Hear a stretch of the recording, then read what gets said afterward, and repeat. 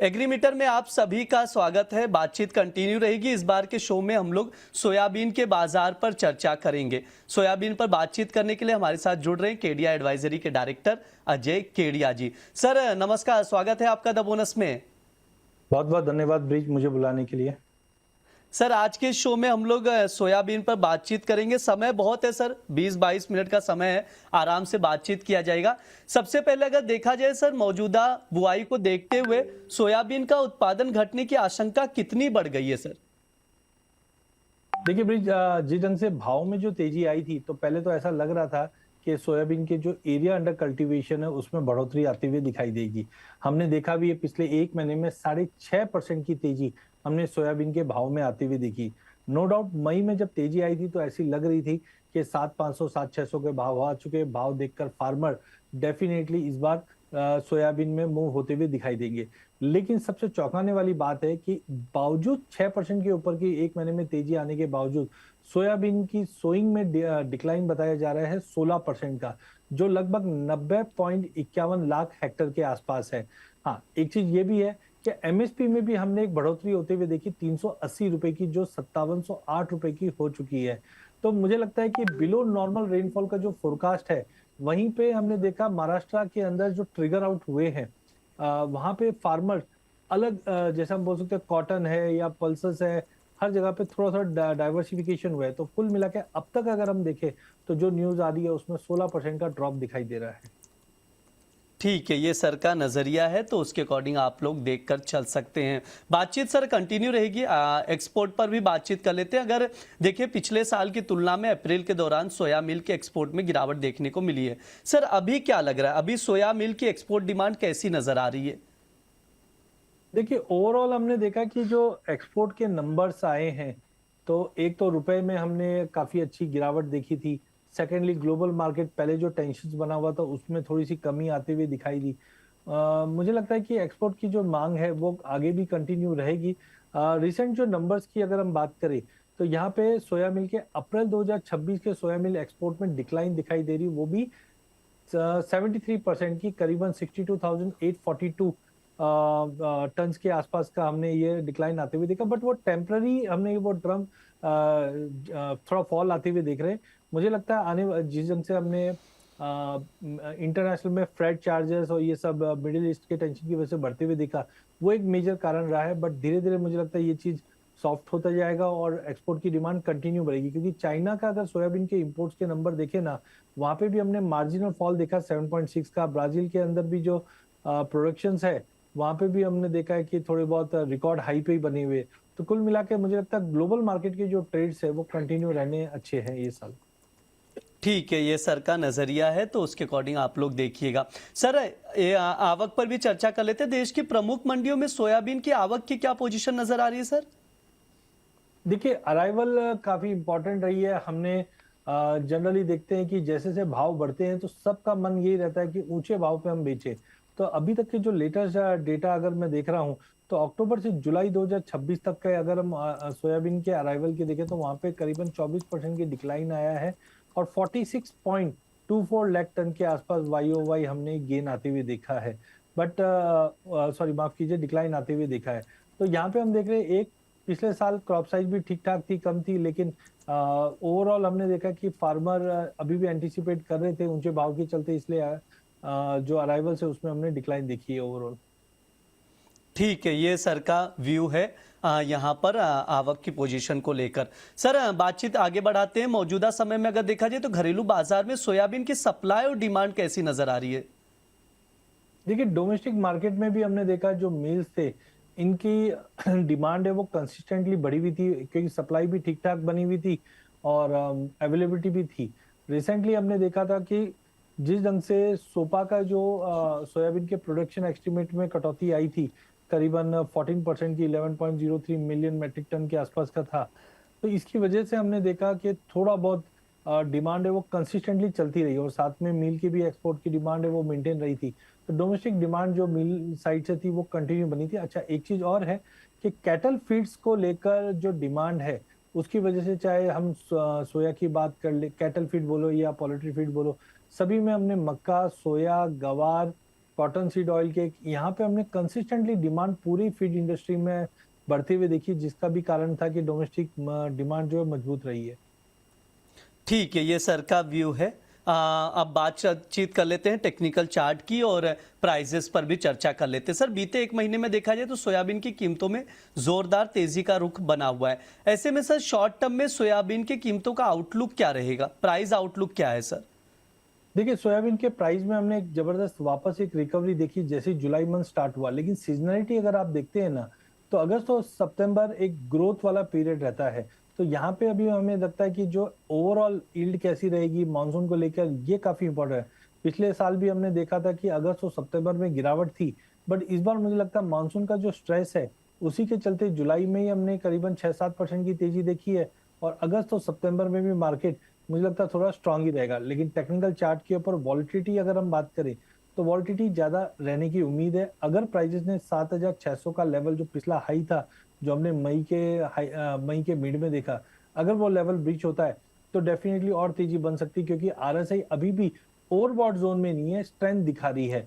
लेकिन मुझे लगता है कि 7,600 का लेवल अगर ये ब्रीच हो जाता है तो डेफिनेटली प्राइजेस हायर साइड के ऊपर 7,850 से 8,000 तक के भी लेवल देख सकते हैं। बट अगले 15 दिन काफी क्रूशियल होने वाले हैं ब्रिज, क्योंकि वहां पे मानसून, यील्ड और आगे डिमांड कैसी रहेगी उसके ऊपर डिपेंड करेगा। तो आई एम मोर बुलिश। हाँ, एक हार्मोनिक पैटर्न जरूर बना हुआ है, उसकी वजह से थोड़ा सा है कि प्राइजेस 7,600 का जो पिछला हाई है वो तोड़ता है कि नहीं तोड़ता। लेकिन अगर 7,600 का लेवल टूटा, इसका मतलब आप मान के चलो मानसून का स्ट्रेस है वो सोयाबीन पे दिखने लग गया है, और उसी के चलते हम एक नई तेजी देखेंगे जो 8,000 तक का भी लेवल दिखा दे। सर, ये बताइएगा, अगर किसी को एग्री कमोडिटी में पोजीशन बनानी हो तो आज के लिए आपकी तरफ से टॉप एग्री कॉल्स क्या कुछ रहेंगे रिकमेंडेशन में? देखिए, पूरे एग्री पैक के अंदर भी अगर हम देखें तो मार्केट का सेंटीमेंट बिल्कुल पॉजिटिव है। सबसे पहले तो हम मसाले में हल्दी को ले लेते हैं। हल्दी 21,200 पे लेके चलिए, 20,800 का स्टॉप लॉस लगाइए, 21,800 का टारगेट रहेगा। बट ध्यान रखिए, हल्दी की बैलेंस शीट काफी टाइट है, जो ऊपर में 23,500-24,000 का लेवल दिखा सकता है। ऐसा ही कुछ हाल धनिये का भी है, जहाँ पे 16,100 के ऊपर लेके चलिए, 15,900 के स्टॉप लॉस से 16,500 का टारगेट रहेगा। यहाँ पे भी बैलेंस शीट टाइट है, बट थोड़ा सा कंसर्न ये है कि इंपोर्ट्स हो सकते हैं, इसके चलते मार्केट धीरे धीरे बढ़ेगा। जीरे के अंदर भी हम देख रहे हैं प्राइजेस जनरली, देखिए हमारे पास कैरी ऑन स्टॉक ज्यादा अच्छा है, ज्यादा बड़ी तेजी नहीं करता है, बट 21,100 पे लीजिए, 21,600 का छोटा टारगेट रहेगा। अंत में कॉटन सीड ऑयल के जो 3,800 के ऊपर बिल्कुल स्ट्रॉन्ग खड़ी है, 3,820 पे लीजिए, 3,900 का टारगेट। ओवरऑल एग्री के अंदर तेजी कंटिन्यू रहेगी। एग्री के अंदर तेजी कंटिन्यू रहेगी, खरीदारी की सलाह दी जा रही है। एक बार मैं वापस से ट्रेडिंग कॉल रिपीट कर दे रहा हूं, आप लोग नोट डाउन करके चल सकते हैं। यहां पर हाँ, बाय करने की ही सलाह दी जा रही है। कुकड़ ऑयल में भी देखा जाए तो यहाँ पर खरीदारी की सलाह दी जा रही है। 3,820 पर आप लोग बाय करके चल सकते हैं। 3,900 तक के टारगेट के लिए 3,760 का स्टॉप लॉस जरूर लगाएं। इसके अलावा आप लोगों को बता दें, बाकी कमोडिटी में भी खरीदारी की सलाह दी जा रही है। टर्मरिक में भी बाय करके चल सकते हैं 21,200 पर, 21,800 तक के टारगेट के लिए 20,800 का स्टॉप लॉस जरूर लगाएं आप लोग। इसके अलावा आप लोगों को बता दें, यहाँ पर सभी में धनिया में भी खरीदारी की ही सलाह दी जा रही सर की तरफ से। 16,100 पर लॉन्ग पोजीशन बना सकते हैं 16,500 तक के टारगेट के लिए। यहाँ पर 15,900 का स्टॉप लॉस लगाएं। इसके अलावा एक आखिरी कॉल है सर की तरफ से जो दिया गया, जीरा में अगस्त वायदा में खरीदारी की सलाह दी जा रही, 21,100 पर लॉन्ग पोजीशन बना सकते हैं। टारगेट जो रहेगा 21,600 का रहेगा, स्टॉप लॉस 20,800 का लगाकर चल सकते हैं। ये 4 टॉप पिक में रिकमेंड किया गया। इसके अलावा किसी के भी एग्री कमोडिटी को लेकर के जो व्यूवर्स अभी शो देख रहे हैं, अगर कोई भी सवाल हो तो अपने सवाल पूछ सकते हैं। सर, एक एक करके जो आपने ट्रेडिंग कॉल दिया है इस पर थोड़ा सा मैं आपसे व्यू लूंगा। सबसे पहले हल्दी पर थोड़ा सा आपसे राय लेना चाहूंगा। हल्दी के सर बैलेंस शीट क्या कह रहा है, क्या यहां से एक और बड़ी तेजी ट्रेडिंग कॉल के अलावा क्या बड़ी मूवमेंट आप देख रहे हैं, क्या कुछ कह रहा है सर बैलेंस शीट उसका, हल्दी का? देखिए, हल्दी की बैलेंस शीट की अगर हम बात करें तो पिछले साल जैसे हमने कहा भी था कि 90-95 के आसपास की क्रॉप होगी, बट उसमें ड्रॉप देखा गया, इसके लिए प्राइजेस को सपोर्ट मिल रहा था। ये साल सोइंग का एरिया बड़ा जरूर है, माना जा रहा है 25 से 28% का रकबा बढ़ा है, लेकिन आप ध्यान रखिए हल्दी एक लंबी क्रॉप है, और हमारे नया जो माल आने वाला है वो आने वाला है फरवरी मार्च में। अब इस बीच में हमारा कैरी ओवर स्टॉक काफी ज्यादा डिप्लीट हो चुका है। एक्सपोर्ट में भी आप देखोगे तो इस बार रमजान की डिमांड निकल चुकी थी, उसके बाद जब से ईरान और यूएस के बीच में तनाव है, तो स्ट्रेट ऑफ हॉर्मुज बंद होने की वजह से एक टैरिफ बढ़े हुए हैं और इसकी वजह से पाइपलाइन इंटरनेशनल की भी खाली है और डोमेस्टिक मार्केट की भी खाली है। तो इस बार अगर सोइंग बढ़ती भी है तो उसका नया रिजल्ट जो आने वाला है वो फेब में आना है। दूसरा, डोमेस्टिक मार्केट में अब क्या हो रहा है, जो मानसून का स्ट्रेस है वो विदर्भ एरिया में काफी ज्यादा है। तो अगर ये एरिया बढ़ा भी है तो उसके अंदर हम 15 से 20% का यील्ड में फॉल आते हुए देखेंगे। तो उसकी वजह से हमने एकाएक पिछले 7 से 10 दिन में बड़ा मोमेंटम देखा और पहली बार प्राइजेस को 20,000 के ऊपर हम सस्टेन करते हुए देख पा रहे हैं। तो मुझे लगता है ये कुछ और बड़ी तेजी की तरफ आहट कर रही है, जो हो सकता है 23,500-24 या उसके बियॉन्ड भी जाने की तैयारी कर सकते हैं। बट करंटली मुझे लगता है कि फेज मैनर में काम किया जाए और लेके काम किया जाए। अजय सर, मुझे याद है कि जब हम लोग गोल्ड सिल्वर में तेजी देख रहे थे तमाम चीज़ों में, उस दौरान भी आपने कहा था कि 2026 एग्री कमोडिटी के लिए ये साइकिल है, तो वो साइकिल की शुरुआत है अभी, आप ये कहना चाहेंगे? और कौन कौन से एग्री कमोडिटी ऐसी रहेगी जो एक बड़ी मूवमेंट दिखाएगी इस साल? देखिए, जैसे मैंने पिछली बार भी कहा था कि एग्री की सुपर साइकिल है और इसमें आप हर एक एग्री के भाव में एक जबरदस्त मूवमेंट आते हुए देखेंगे। हमने अगर मसालों से स्टार्ट करते हैं तो हमने पहले धनिया को डबल होते हुए देखा है। हल्दी का नंबर अभी आ ही रहा है कि जो हमने 12,000 का आज ऑलमोस्ट 21,000 के ऊपर है। जीरा माल हमारे पास काफी ज्यादा है बट फिर भी हमने 18.5 से आज 21 के करीब ट्रेड कर रहे हैं। सोयाबीन में भी हमने जो नॉन लिस्टेड कमोडिटी है उसमें भी ट्रेडिंग देखी अच्छी है। गवार है जो 5200 5200 से आज 6200 के करीब ट्रेड कर रही है। माफ कीजिए, कैस्टर है जो करीबन 61-6200 का भाव था, आज 7200 का लेवल है। तो मुझे लगता है हर एक कमोडिटी इसमें पार्टिसिपेट करते हुए दिखाई देगी। हाँ, मानसून इस बार बहुत ही ज्यादा विकट स्थिति में है। जिस ढंग से हमने देखा ऑस्ट्रेलियन वेदर कंडीशन ड्रॉट जैसी सिचुएशन पे काम कर रही है, तो मुझे लगता है चाइना भी एक ऐसी कमोडिटी है जो यहाँ से जबरदस्त तेजी दिखा रहे हैं। तो कुल मिलाकर ब्रिज मुझे लगता है फेज मैनर में एक एक कमोडिटी में हम मूव आते हुए देखेंगे। इलायची जैसी कमोडिटी में जो एमसेक्स में ट्रेड होता है, आप मुझे ध्यान आ रहा है कि 2100-2200 का भाव था पिछले साल और आज 3100-3200 का है। मेंथा ऑयल है 970 का भाव चलता था जो आज 1300 के ऊपर आ चुका है। तो मुझे लगता है यस, यही है जो एग्री की सुपर साइकिल है और ये इतनी जल्दी खत्म नहीं होंगे।